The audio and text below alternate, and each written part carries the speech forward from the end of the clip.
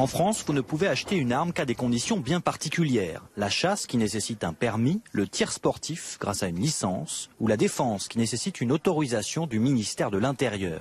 Des documents à présenter quand vous pousserez la porte d'une armerie. Il faut un permis de chasse validé en cours de validation ou une licence de tir.